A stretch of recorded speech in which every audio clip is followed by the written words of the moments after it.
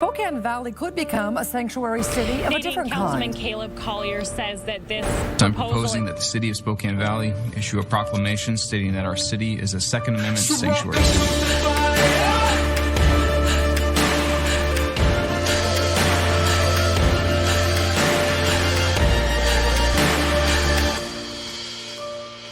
Welcome to the fire.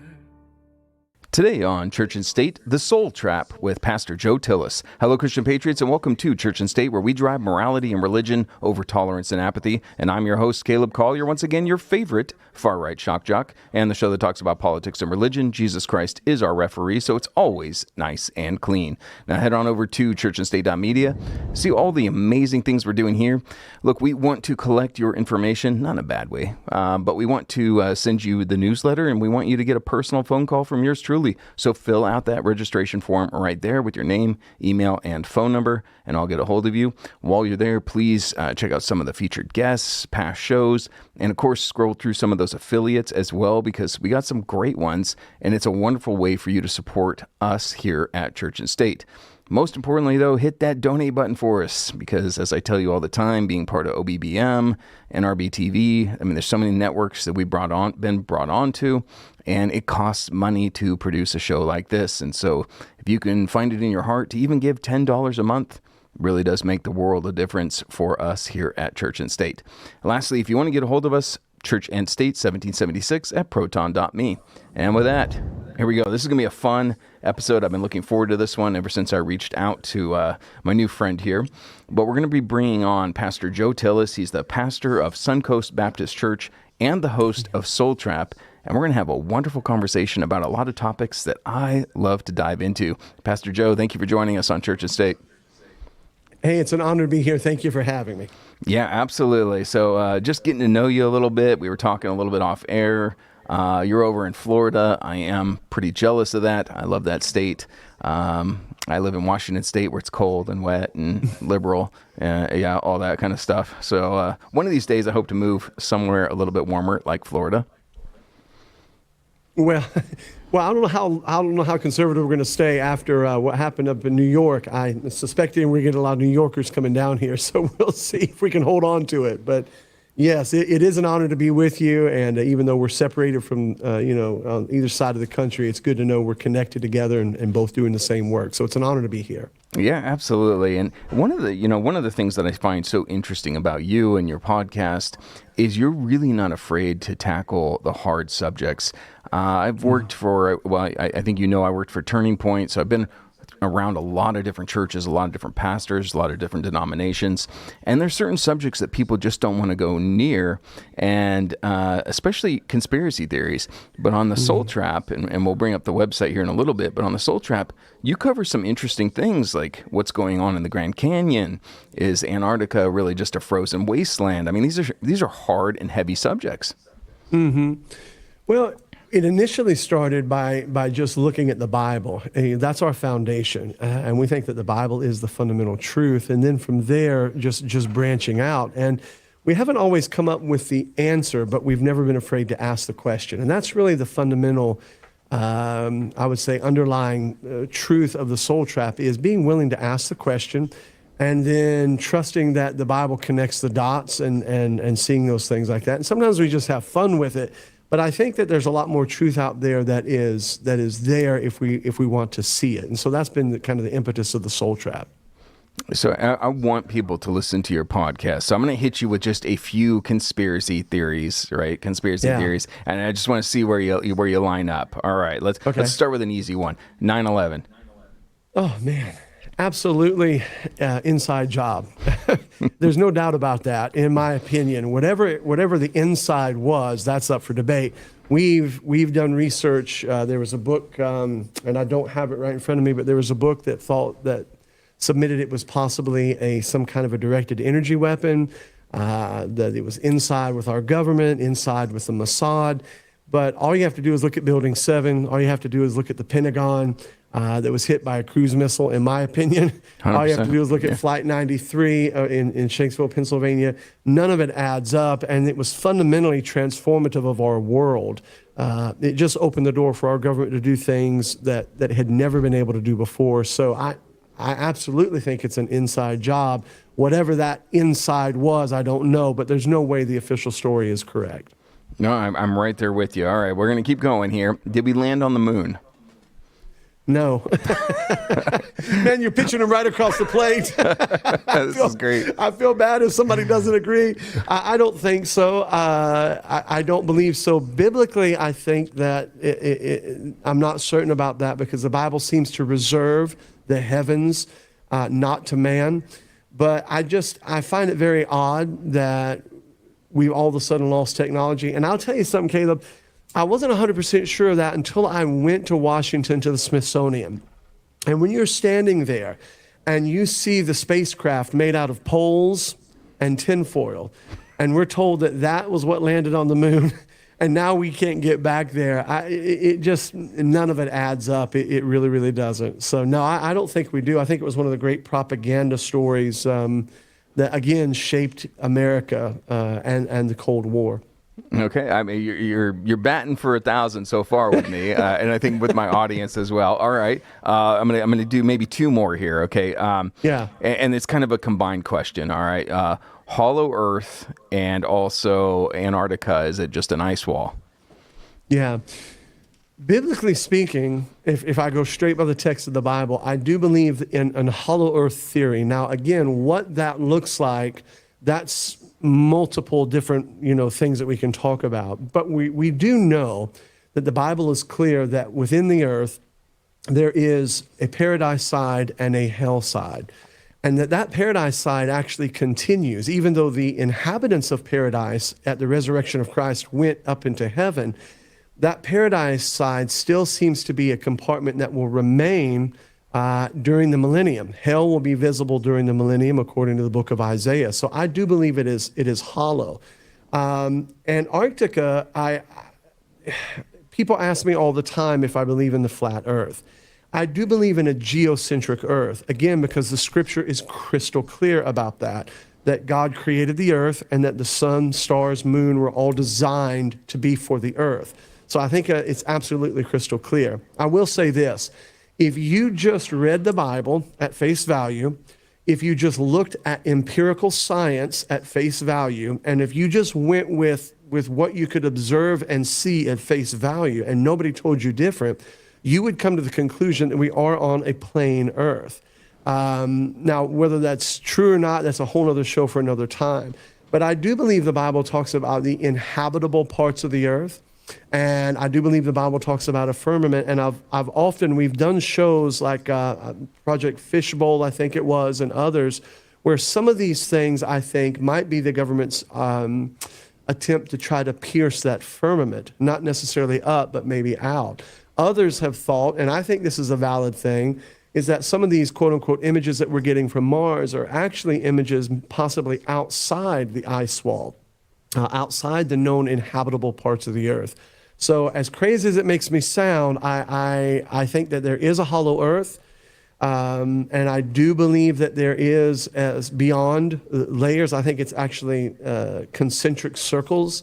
And then I actually think sometimes it's hidden in plain sight. When you look at the UN's picture, I think it's almost telling you exactly what the shape looks like. And of course, the Peary Reese map and others. So I went a long way to say yes. I mean, this is great for me. I'm 100% with you. Geocentric, and all the other ones as well. Flat Earth for me is. Would it wreck my world if it were true? Absolutely not. Am I willing to say I'm 100% a flat earther? No, I'm not willing to say that. And so I didn't realize I was going to be interviewing mentally my twin here. This is fantastic. Well, no, and that's exactly how I feel. I don't have enough, in my opinion, empirical evidence, and everybody wants, but I don't have enough empirical evidence to say, that it is. Probably the biggest hurdle for me to get over is that is a huge conspiracy to keep under wraps. I mean, that's just a big one. Yeah. But it is a huge deception if it were to be pulled off. But yeah, there's definitely more to the cosmology and more to the geography, I believe, than we realize. All right, last one, I promise, and then we'll get into some more things. But it's one of my all-time favorites, and I think you're going to like this too. And I'm just going to say one word, and I'm going to let you roll. Nephilim. Oh, we're actually recording a show on it tomorrow. So I'm a strict textualist. In other words, I think that my personal opinion is that I think that the King James is exactly what God wants us to have in English. And the sons of God is a term that's very, very crystal clear. It's not the sons of Seth or the sons of Cain. I think these were angelic beings. I do not believe that it was angelic beings that tempted man. I believe it was man that tempted and deceived the angelic beings. I think there was a connection between the sons of God and the daughters of men, and that they produced giants, mutants to some degree. And I think that happened prior to the flood, which was why you had a perversion of the gene pool. I think somehow that happened after the flood, which is one of the reasons why God commanded that there be actually a genocide that had to take place.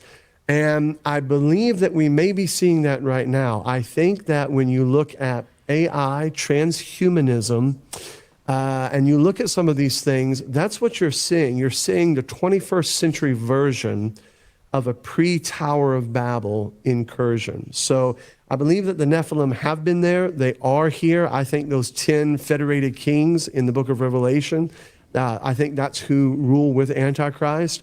And to be honest with you, if you were to look at the bloodlines, and I know we're getting into deep stuff, but if you were to look at the bloodlines, I would submit to you that when you go up the pyramid or up the flow chart, I think at a certain point you hit those rulers of darkness in high places, and they're probably there behind the scenes, even further behind than like the Soroses. But that's where the power is coming from. And I think they're real and have been, and that's why we've been warned about it in the Bible.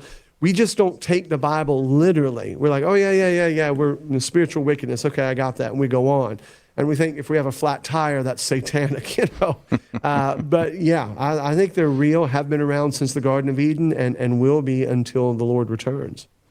Once again, I am right there with you, and I've held to the position for a very long time. Anytime that we're interacting with so-called aliens, that it's actually demonic or angelic. I believe there is a difference between a fallen angel and a demon. I believe that the demons are the disembodied souls of the Nephilim because they really didn't have anywhere else to go. But I think as we start... And I'm always careful here because there's so many people that say we're living in the end of days. Well, we've been living in the end of days since Jesus was taken back to heaven. And so I don't want to make those wild claims. But that being said, Jesus told us we would know the season, and the season does seem to be getting pretty dark. And I've held to the belief that the Nephilim are going to be some part of the end of days. I agree. I think, well, Jesus said, as in the days of Noah, so shall also be the coming of the Son of Man. So the days of Noah, in my opinion, run roughly from Enoch until even after. A lot of people forget about that Noah, came off of the ark. There's actually reports that some people believe, well, the Bible calls Noah a preacher of righteousness. There's actually reports that Noah, or some theories that Noah actually made it in other parts of the world after the flood, still preaching, still establishing things like that. So I do believe we're going to see an incursion of the sons of God. In fact, my personal opinion is that when you read things in the Bible, especially in the New Testament, we tend to make it hyperbole. So I'll give you a quick example. Paul said, though I or an angel from heaven preach any other gospel unto you than that which we have preached, then be accursed. Okay, for 2,000 years we've gone, okay, that's just an illustration. But what if it's not? What if you and I are going to be facing, within the next months or even years, angelic beings, quote unquote, like Arthur C. Clarke's Childhood's End, who show up and go, listen, you guys have made a mistake. Wait, you know about Childhood's End? Nobody knows about Childhood's End. Oh, it's a great book. It is. Every Christian should read it. Every Christian should read it. So they could show up and say, you guys have misunderstood the gospel. We're all Christs, all Buddhas, all Muhammads. We're all that. And so now a Christian is really going to have to determine, though I or an angel from heaven preach any other gospel. And so it's going to be a real challenge, because I think we've taken that hyperbolic rather than true. And I do believe that that's the next thing you're going to see. You're going to see angelic incursion. It's going to look very much like Childhood's End, maybe even the day the earth stood still. I think that pre-programming we're conditioned for that. Jacques Vallée talked about that in Messengers of Deception, a profound book. So yeah, I think that's where we're headed. And most modern mainstream Christians are not prepared for what's coming. And that's the direction I want to steer the rest of this conversation, because that's an extremely important point.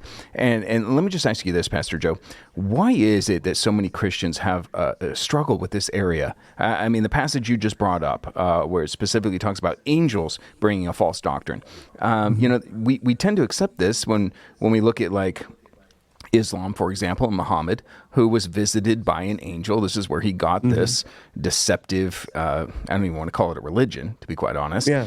But we accept that, and yet we don't accept the fact that we might still be dealing with angelic, fallen angels that are bringing doctrines to us or wrong teachings. Why can't we accept that as Christians? Yeah, I mean, it's the same thing that happened with Moroni and Joseph Smith. Sure. I think ultimately it falls at the feet of pastors, and one of the reasons why is because pastors have become reactive to the acute needs of the people and not proactive to the chronic needs. And what I mean by that is a couple walks in, they go, "Hey, I'm having a problem with my marriage," and so the pastor spends the next 26 weeks preaching on marriage, teaching on marriage, which is good. We need that. The problem is that by definition, Christianity is transcendent. You have and I'm not trying to be irreverent to the Lord at all, but you have a being who came from heaven and ascended back to heaven. And so by very definition, it is transcendent, and we've lost that transcendence. We've taught people how to live this life to a certain degree, but we have robbed Christianity of its spiritual, non-material, eternal nature. And so what you have is a lot of Christians that don't live categorically different than the world. They just live different by degree. But we're not. We are categorically different beings. We are eternal beings, transcendent. And so pastors just tend to be very, very responsive. They've robbed Christianity of its transcendence. And I believe more so than the world that the average Christian is more materialistic, more humanistic. The world is actually becoming far more spiritual, far more alert to the spiritual realities. Christians are still trapped somewhere in the late 90s with bigger SUVs. They're still living in Duck Dynasty world while the world around them has changed. And so I think it fundamentally falls at the feet of pastors who are afraid to be prophetic. They're reactive rather than being prophetic.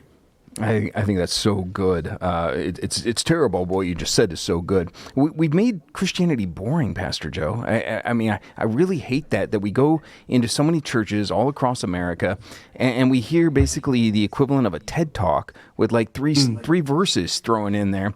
And the Bible is so fascinating. I mean, when you really get into it and start reading some things, I mean, like Ezekiel's wheel, or, we got a prophet outrunning a chariot, why don't we talk about that kind of stuff? Yeah.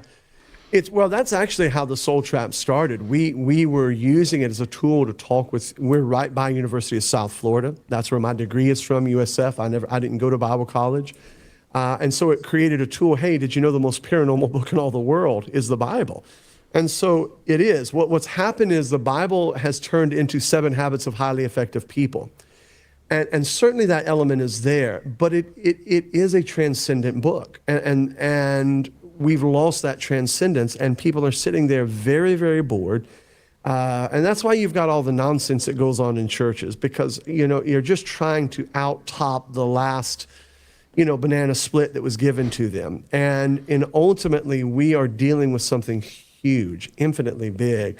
And it's a failure on our part as far as pastors, leaders, to go, man, this thing is so much bigger, so much deeper than we realize. And it's a challenge. It really, really is. And that's one of the reasons why our young people, I believe, have dropped off precipitously. I also think that's one of the reasons why Charlie Kirk and others were able to touch them, because there's something bigger than, hey, just get me through tomorrow. And I think people were looking for that, and they were finding that in other places. So if I were to visit your church, do you do sermons on this kind of stuff? Do you bring it up? Yeah. I mean, well, right now we're going through on Sunday night, I'm doing through the book of Revelation, going through Revelation. The Soul Trap was designed for that. I actually did it on a Sunday night. I did the alien abduction versus a keynote presentation, alien abduction. which is very synonymous when you read the literature on demon possession. Well, I did that on Sunday night, and on Sunday night we have all the families together, and my wife said, "Did you see all the little kids?" And I said, "No." And she said, "Well, I think you gave them nightmares for the next year." She said, "What do you think about us starting a podcast?" And I said, "Okay, fair enough. I'll split the difference with you." But we do. I mean, I do preach that, everything in balance. Obviously, the gospel is the preeminence, and we do need marriage. We do need these. But I'll be honest with you, Caleb, I honestly think that if a Christian is in tune with the transcendence and the bigness of Christianity, my personal feeling is that we don't need as much as the technical training as we think. In other words, if you look at the Bible and look at the New Testament, how many verses do you actually find on being a good husband? Well, there's some there, but you find a lot more about the bigness of Christianity.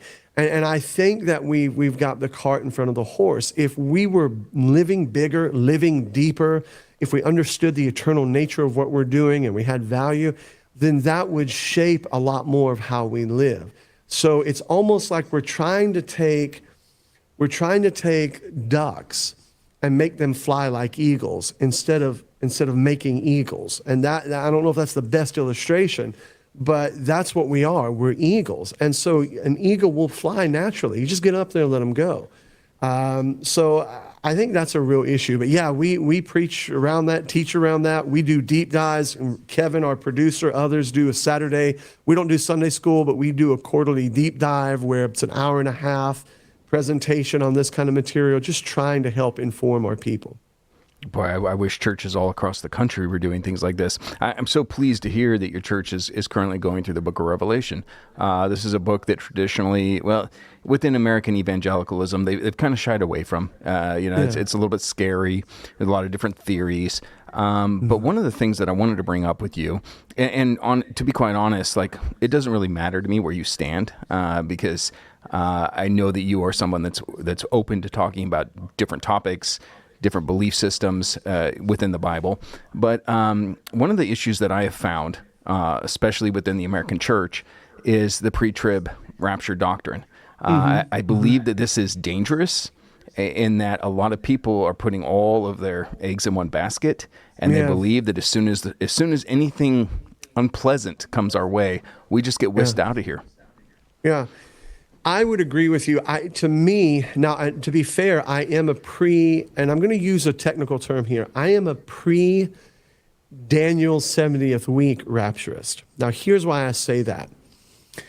I think that what we've done is we've taken something that I believe to be a fair doctrine, and I can disagree. I can think you can be a good Christian and believe in it or not believe in it.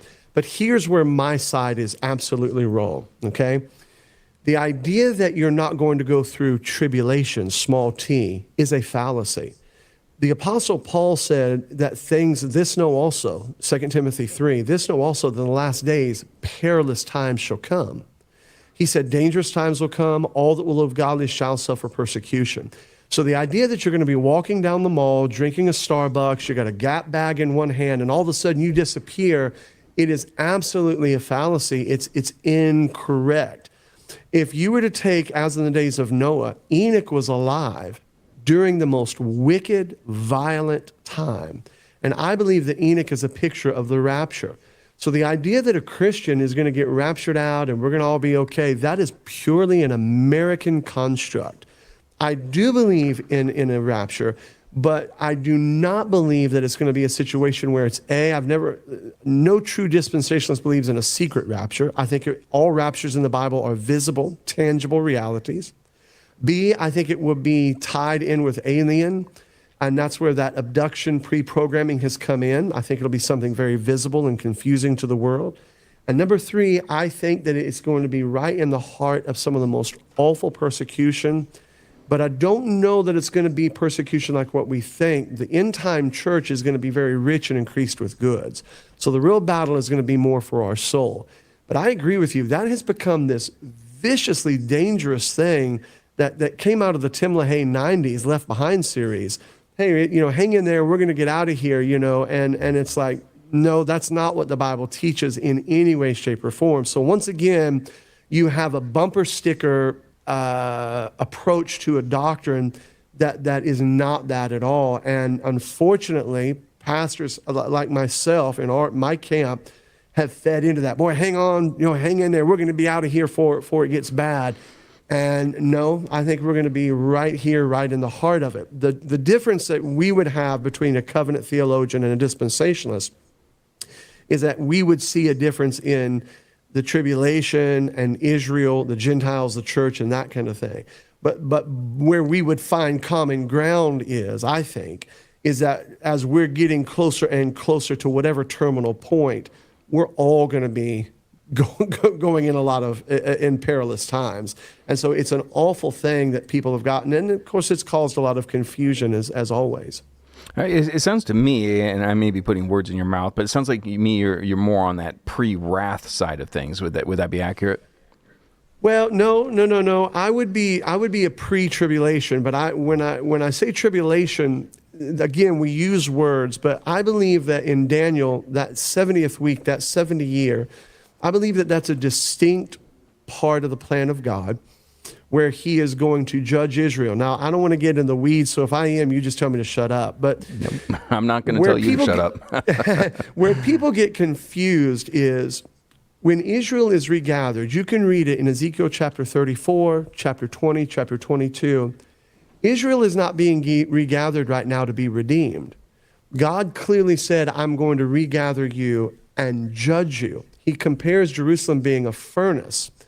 So this regathering right now is for the judgment of Israel in the future. He will refine them, and only the remnant that comes out the other side is going to be ethnic Israel under blessing. Well, that refining is going to happen during that 7 years, in my opinion, of Daniel's 70th week. The church will be raptured out because we won't be a part of that we have a different set of criteria. But the problem where you run into it is that building up to that 7 years, there's going to be perilous times, small t tribulation, sorrows, struggles, persecution. And that's where people have said, oh, the rapture is going to exclude us from that. And it absolutely will not. In fact, I can almost guarantee you it's going to get worse because that's what's going to really, really push Christians to the max. That's why Paul warned that. So I don't believe we'll go through the tribulation, but that's not the same as saying you're going to be sucking on a lollipop and kind of just having a good time in heaven while things cut loose down here. There's going to be the judgment seat of Christ for the church. The Bible says that you'll be saved yet so as by fire. There's going to be a lot of Christians that are going to find out when they get to heaven that there's a lot of regret, there's a lot of refining. So it's just two distinct peoples. That would be the difference. But you and I are a lot closer than I think either A, people that are just totally are anti-Semitic, or B, the Zionist. I think we're more in the traditional stream, a little bit more balanced. Even though we would see things differently, we're more in that traditional stream. And I want to come back and talk about that. I mean, I have a lot of questions. We're right here at this hard break. I want to make sure everybody goes to thesoultrap.com because I want people to check out your website, your podcast, because it's some incredible stuff, ladies and gentlemen. So go check that out. We're going to come back here, though, and we're going to finish this conversation with Pastor Joel Tillis, thesoultrap.com. Ladies and gentlemen, I want all of you to be a walking billboard. Some of us don't have platforms such as Church and State, but you know what? We can wear t-shirts and engage in great conversations with Christians and patriots all across the country. Stand Up Now apparel is the best t-shirts out there. These are American made, owned by a Christian and a patriot, and the material, it's like getting a warm hug from yours truly. One of the better things as well is there's no tags. I hate tags. I know you do as well. I don't know how many times I've cut off a tag and ended up with a hole in my shirt. You never have to worry about that with Stand Up Now apparel. These are the best shirts out there with the greatest messages. Let me give you a few examples. There's a t-shirt out there that says armed with Ephesians 6 on it. I gotta tell you, when I wear this in town, I get a lot of comments and a lot of eyebrow raises. There's other shirts that include pure blood in Hebrew, obviously in reference to the vaccines, and also you can get Church and State merch there as well. We've got our flagship shirt, I Was Born for a Storm, with Church and State right on it. You got to order this shirt. Go to Stand Up Now apparel for t-shirts and hats, all of this great merch with great Christian and patriotic messages. Remember to use that promo code Church and State. And we are back. Thank you for staying with us. You're over at churchandstate.media. So real quick, I'm going to take the time to showcase one of our wonderful affiliates. And I have great news, ladies and gentlemen. It's not just me on the methylene blue. Chris, get in here. You're on it now. You're on the methylene blue and you're feeling good, aren't you? I feel nothing. No, stop it. You just stop that. Hey, methylene blue is awesome. It's been a game changer for me. It will be for Chris. It's his first day. Yeah, you gotta give it a couple days before it really takes effect. But I love this stuff. Best 365 labs, as I tell you all the time. You gotta be careful. There's a lot of garbage out there. Some of the methylene blue that's advertised, it's just really fish cleaner. It's not the stuff you want to be putting in your body. These guys I trust, and I told you before, just my mind is popping. Cognitively, it's just incredible. And it also fixed my insomnia, which was an awesome benefit. So go check them out. Use the promo code Church and State, and you'll be supporting us. You get a discount as well.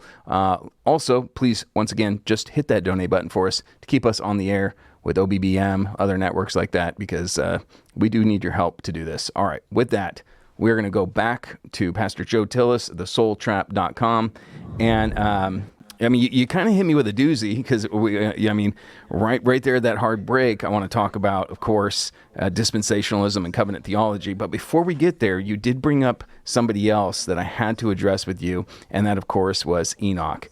We've been talking about Noah. Enoch was brought into the conversation. I believe one of the clues with Noah is that they say he is blameless in his generations. I think that is a big clue for us as to why the world was destroyed. I believe that his genetics were untampered with by Nephilim DNA. But Enoch is a really interesting figure. I tend to hold that the two witnesses described in Revelation, one of them will be Enoch. I kind of go against the idea that Moses is going to be one of them, but I believe there's only two, Elijah and Enoch, that were ever removed from the earth. They didn't die, even though the Bible says all men are appointed to die. So I think that's the sign. What are your thoughts? I mean, there's a lot that I just threw at you, but what are your thoughts on the book of Enoch personally? Well, I think, first of all, one of those things is that I would lean towards Elijah and Moses, but I'm one of those, I could go either way. I'm not necessarily against Enoch. I think that Hebrews 9:27, it's appointed unto men once to die. After that, the judgment. I think that is a common statement. It's a generality statement. Lazarus actually died twice, so that would be a problem there. But that's one of those things where I think that it's not a huge issue.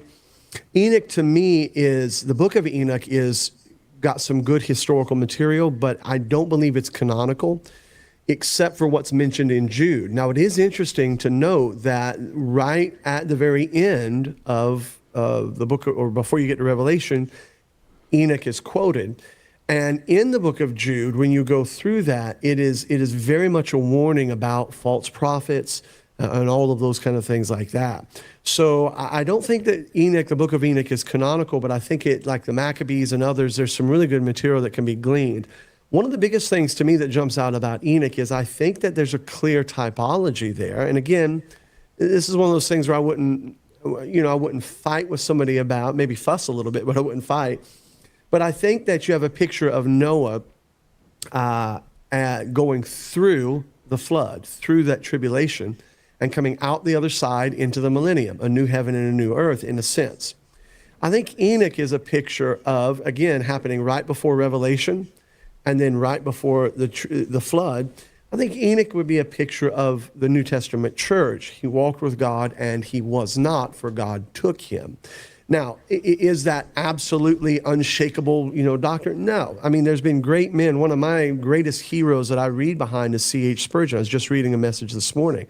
C.H. Spurgeon didn't see it that way. So I'm not against, I don't think that being a covenant theologian means that you're an anti-Semite, any more than I think and I think Tucker Carlson did very harm when he said this, but I think to call a dispensationalist a Zionite, or to say that somehow the Schofield Reference Bible or dispensationalists were created by the Mossad or this or that, it just belies history. I mean, we're right in the mainstream of pocket. But I definitely think there's a lot to be gleaned from Enoch. I just wouldn't take the Enoch book as scripture. But man, there's a lot to pick up there historically, a lot to pick up there in typology. Once again, I'm 100% in agreement with you. I've read the book of Enoch, and by the way, and I think the audience knows this, Enoch 1. Don't waste your time in Enoch 2 and 3. They're Gnostic heresies. Don't go near them. Yeah. But I gleaned a lot from it, but I agree with you. I don't think it should have been canonized. I think what we have is proper. And I, like you said, Maccabees, it's a great book to read, and there's a lot of truth. There's a lot of information there. But should it be in the Bible? No, I disagree there. Let's go over to, we've kind of approached the subject. We haven't really dived deep into it, but as you were talking about, I'm believe in covenant theology. You're a dispensationalist, but I'm so tired of the pejorative terms being thrown out there. Tucker Carlson, who I really, really like, but I don't agree with everything that he says. On the flip side, you got people like, well, I don't like this guy, but Mark Levine, who is really attacking anyone with a different thought as anti-Semites and racist and things. And to me, it's so much like politics, where you have the tribalism, where it's either Democrat or Republican, and there's no room for anyone else. You have to pick a side, and you have to root for your side, no matter if they're winning, losing, doing the wrong thing. We need to get back into conversation, sir. Yeah. It's interesting to me because to me, Tucker Carlson, you're being in college, being in secular college is very enlightening in this area, because a professor in a secular college is the only profession where you can be an expert in one field, and then everybody in the room presumes that you're an expert in all fields. So you can take an English literature professor, and I've sat there and listened to them pontificate on presuppositional truth from the Bible. Well, you may know Shakespeare, but you don't know the Bible. You just don't. And so I think Tucker Carlson has no native knowledge and full understanding about the Bible. So he challenges Ted Cruz about something. But then he has, I think the guy, Big Rich, or whatever the guy's name was, the country singer, that come on, that's telling everybody about Zionism and the Schofield Reference Bible and this and that. And it's like, have you had, not me, but have you had somebody that can defend that position? There's some good people out there that have some really good arguments. It's not like this thing came around just the other day. So I agree with you. Here's what I think is the problem, Caleb. I think that you and I are having legitimate biblical geopolitical conversations. What concerns me is that there feels like there's something deeper and divisive out there. When you're talking about Zionists being the worst people out there, and I'm critical of Israel where I need to be. I already have said that before. But there feels like there's something very, very spiritual, sinister, conspiratorial about this. And whether it's him or Candace Owens or them, it's like, man, there's such a vitriol. And I'll tell you what I told my people, and I even told our young men here at our institute. He had Nick Fuentes on. Now, I believe that Tucker Carlson, to some degree, is an opportunist. Why would you have that man on? He's very much a firebrand. I'll tell you what I think. I think he had him on because he's a weather veil. He sees that there's something building out there. And you said it at the beginning, if you detach God from the morality, the far right becomes as scary as the far left if you pull God out. And I think that we're seeing a real rise underneath the surface of things that are represented by Nick Fuentes, of unbiblical anti-Semitism versus us just calling out Israel from a biblical point of view. And so it's going to be very dangerous, because who's friend, who's foe? Where do you step? And there's a lot of landmines out there. And unless you have the Bible to direct you, like you and I, even though we may see things differently, there's still this uniformity. And I think some of these podcasters and politicians are stepping into a world that they know just enough to be dangerous, and that's problematic. I would agree with you. And I see within, the conservative, if you want to just kind of lump them all together, we are extremely fractured right now. And you could point to the elections that just occurred as evidence of that. But you've got groups, like you just said, Nick Fuentes, who's an awful human being, in my opinion. You know, Yeah. I can only hope that he comes to a saving grace of Jesus Christ, because some of the things that he says, I'm just like, why does this guy have a platform? Well, he has a platform because there's an audience for that. But you have, you know, the MAGA, what's now being called MIGA, you know, would make Israel great again. You've got the Maha movement, which is angry at really everyone because they feel betrayed. But I mean, we are extremely fractured. And the only way to get back to some semblance of working together again is through communication. I agree. And when you look at history, what you have lining up is you have, and then the Pope just came out and said, we are not going to call Mary the mediatrix anymore. So now what you have is a door open for Protestants and Catholics now to join hand in hand, which I think is a very dangerous move. But now you've got that on one side. You've got Islam now, a Muslim that is de facto, he is the mayor of New York City. That's growing. And you've got Jews. I mean, we're sitting here talking about things, and it sounds like we're talking about the crusade, the build up to the Crusades, you know. And so these are huge, huge issues. And I agree with you. There is a fracture. And when you look at someone like Charlie Kirk, his assassination and death, he was one of those few figures that were able to pull all of them in and to bring them all. And I've never seen it in my life. I can't think of it. Maybe you can. But it's like when he died, when he was killed, then boom, everything just, now it's all come to the head.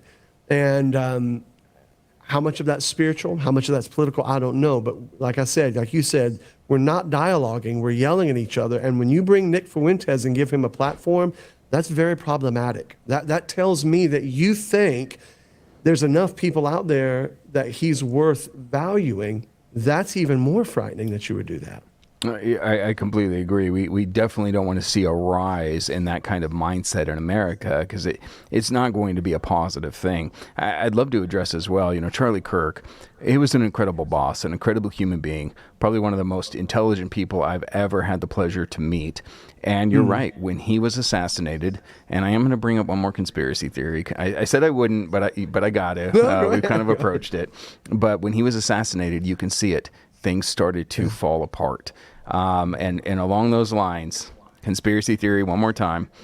You think we have the real killer in prison? That's been a very difficult one. You know, it's interesting. We have a lot of young people in our church. And in fact, I had a meeting with our team here at the Soul Trap. I saw an opportunity, and so I immediately reined in a conspiracy, because I realized this is an opportunity, because it wounded them very deeply. They had never experienced something like this. So I have been very slow to unfold that. To answer your question, I don't think we've gotten the full story. I'm not saying that the young man didn't do that, but I think that there is, at the very least, a conspiracy of awareness that was going on behind the scenes. I think more people knew that this was happening. I do not believe that he acted alone. I think he had possibly material and mental support. And so, you know, now you start getting into the weeds about the gun and what kind of caliber and this and that. And you have to be careful. It cuts both ways. I remember when Donald Trump, people said, well, that was a miracle. He could have gotten killed and that was a miracle. Well, then the doctor said it was a miracle that the bullet didn't go through Charlie Kirk and kill somebody else. Everybody says, no, it wasn't. No, it wasn't a miracle. Well, you can't pick and choose your miracles, you know.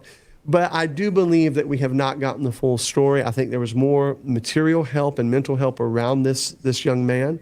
And the real two big things about it to me, Caleb, that stand out is, number one, how did he get radicalized?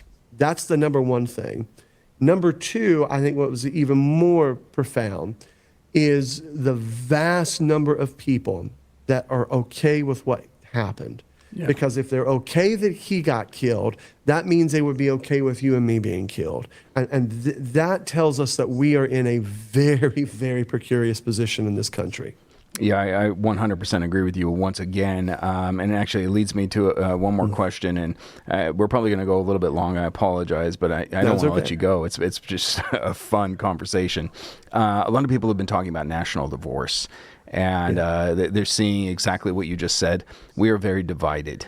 This nation, the left wing, the right wing, they're okay with assassinations. And on the flip side, there are elements within our own side that would be okay with it as well. And that's sad because somebody like you, somebody like me, we don't want to see the death really of anyone.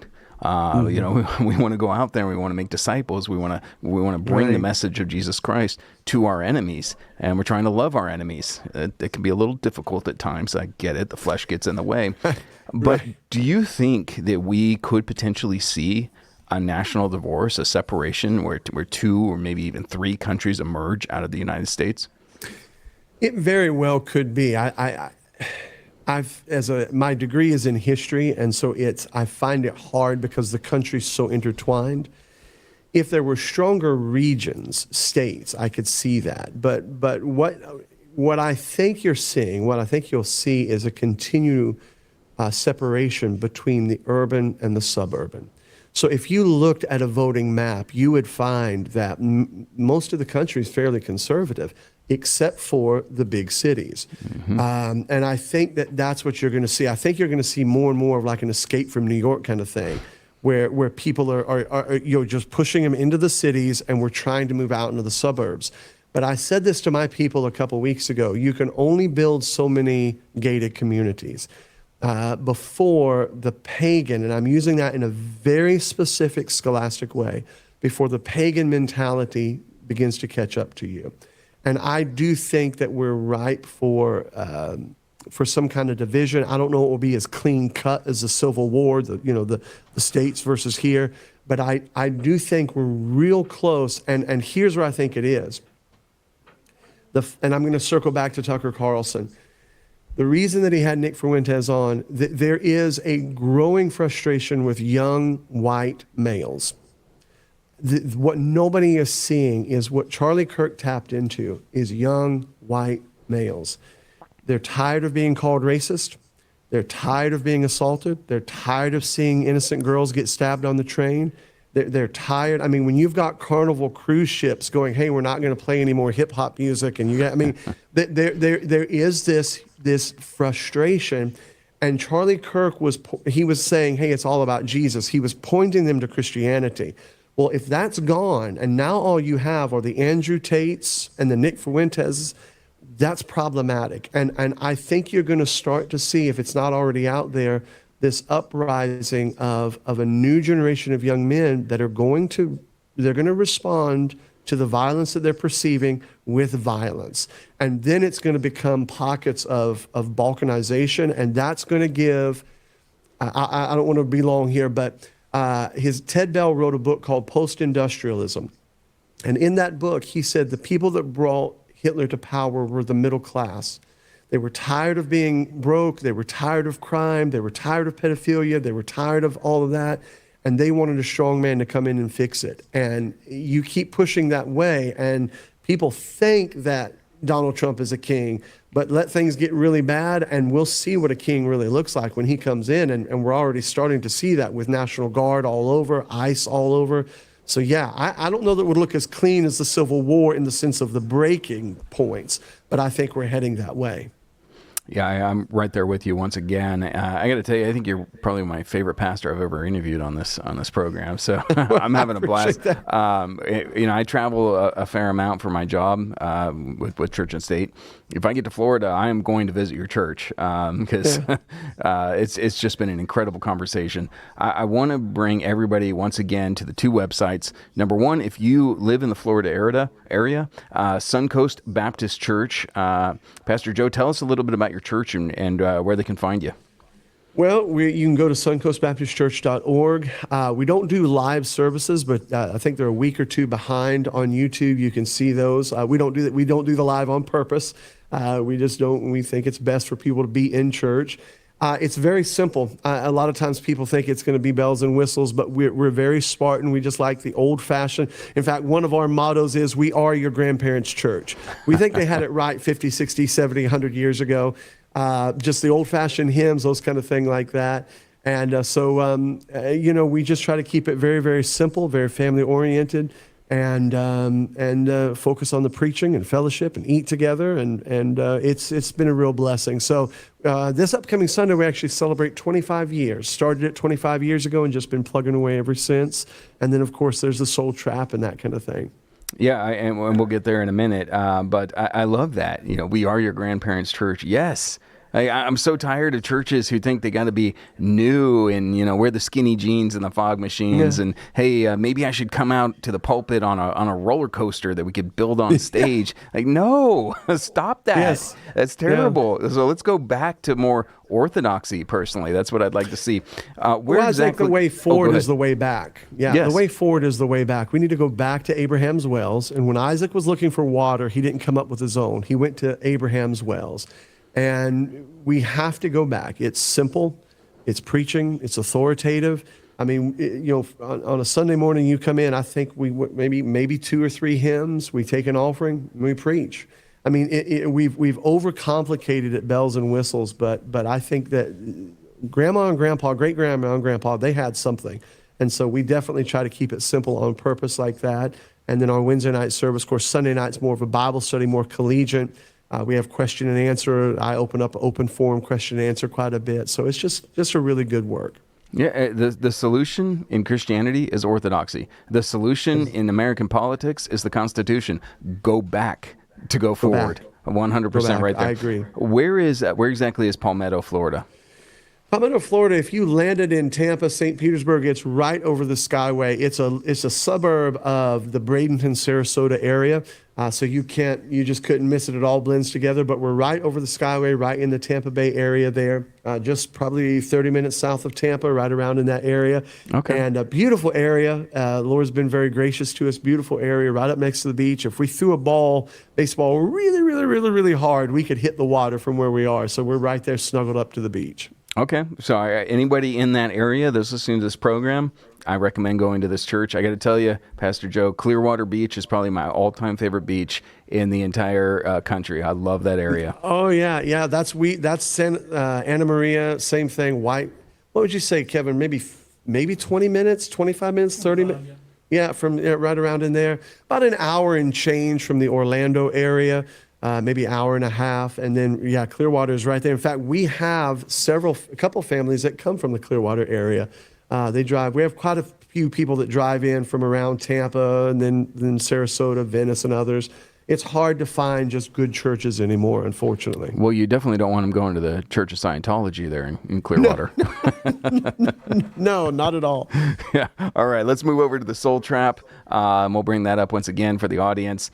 thesoultrap.com. I want to give you last words on this. Tell people why they should be listening to your program.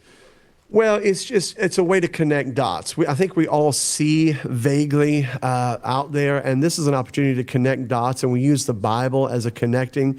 But I believe that all things are driven spiritually, and when you scratch deep enough, that you'll find something spiritual. So behind these conspiracies, behind these questions, there are spiritual realities, and it's just our way of trying to get at that.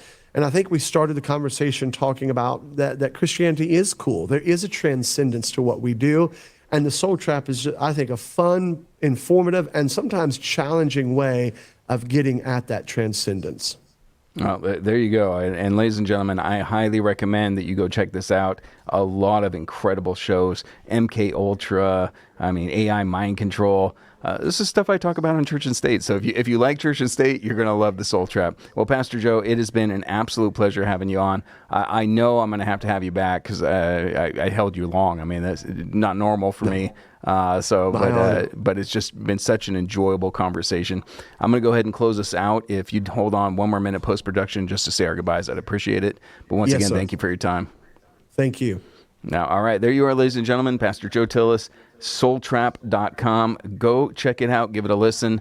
because I guarantee you, you are going to be edified. Church and State is brought to you in part by Colonial Life Spokane Independent Agents and Finders Insurance. I'm Caleb Collier. I was born for a storm.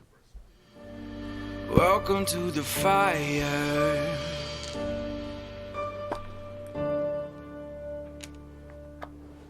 My name is Caleb Collier, and I'm the host of Church and State. Ladies and gentlemen, I want you to be as caffeinated as I am, and the only way to do that is by drinking coffee. Patriots don't drink tea. Well, we've got our own blend. Life Public House Church and State Born for a Storm blend. Ladies and gentlemen, this coffee is dark. In fact, it's so dark, it's as dark as Klaus Schwab's soul. If you just go to churchandstate.media, click the shop, and scroll down to Life Public House Coffee, it'll take you right to the site. Make sure to use that promo code Church and State every single time you're shopping for the most delicious beverage in the world. This is Caleb Collier with Church and State. Are you tired of your device spying on you?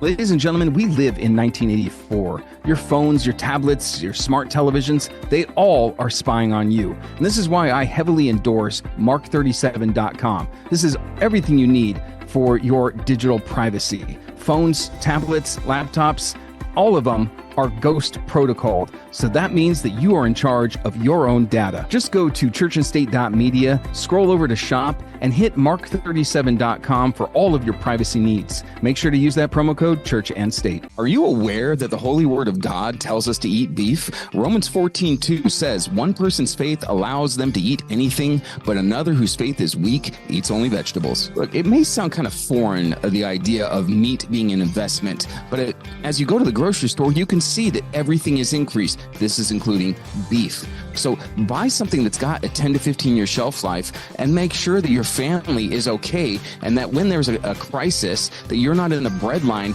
waiting on the government asking, please sir, may I have some more? Have you read the ingredients in the meats that are now in the grocery stores these days? There's all sorts of synthetic products in it. We got mRNA, they've got vaccine technology in it. Not for me. I don't want to eat that garbage.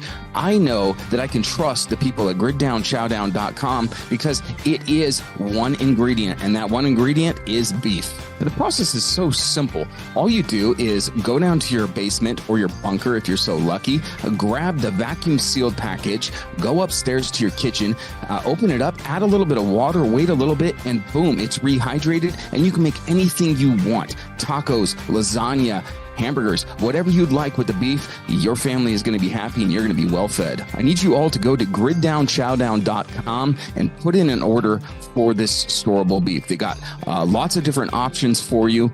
Buy the $750 one and you're going to be set for a year's time. Remember, griddownchowdown.com, promo